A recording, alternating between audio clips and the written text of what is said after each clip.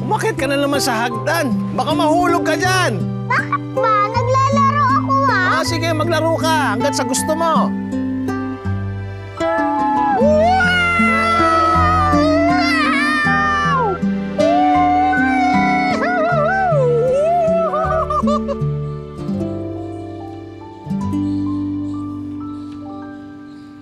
Ay, madam.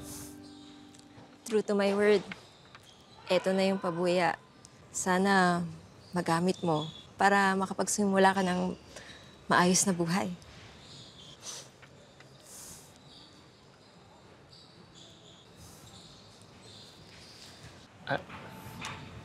Hindi na po. Hindi ko lang po kailangan ng pera para maging masaya ang buhay eh. Salamat na lang po. Sure ka? Sigurado po ako.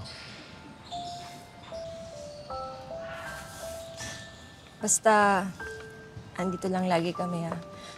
Pwede mo kaming lapitan anytime. Maraming salamat sa ginawa mo para sa anak ko, ha? Walang anuman po. Maraming salamat din sa kanya. Marami akong natutunan. Salamat.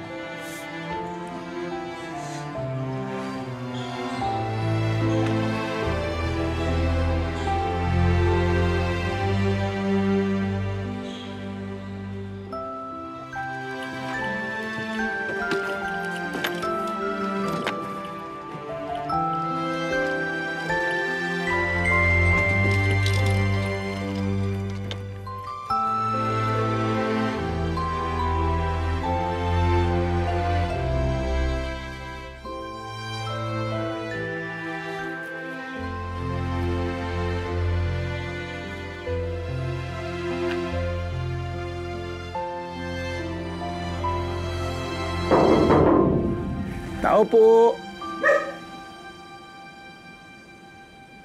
Ito lang? Mami, gusto ko doon. Stay ka muna. Sige, tara. Tara, anak. Tara. Hug, mami, ha? Okay, lipat mo yung isang head. Uy! Uy! Huli ka! Huli ang baby ko. Namimiss ko na si Kuya Dirty. Kuya Dirty? Si Kuya Richie. Siguro, mayaman na siya ngayon.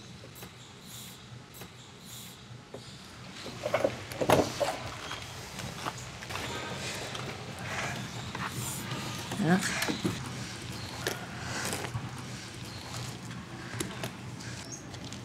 Ito, bigay yan sa'yo ng Kuya Richie mo.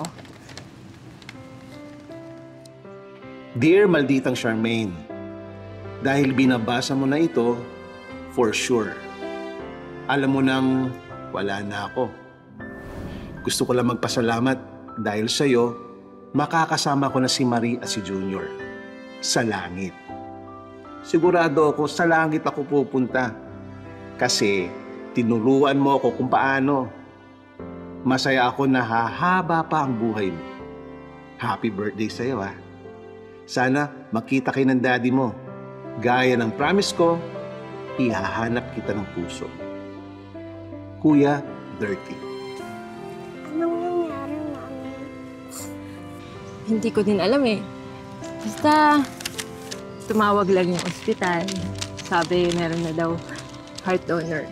At ikaw yung una sa listahan. Pinaalam sa akin na si Kuya Richie mo daw pala yung donor.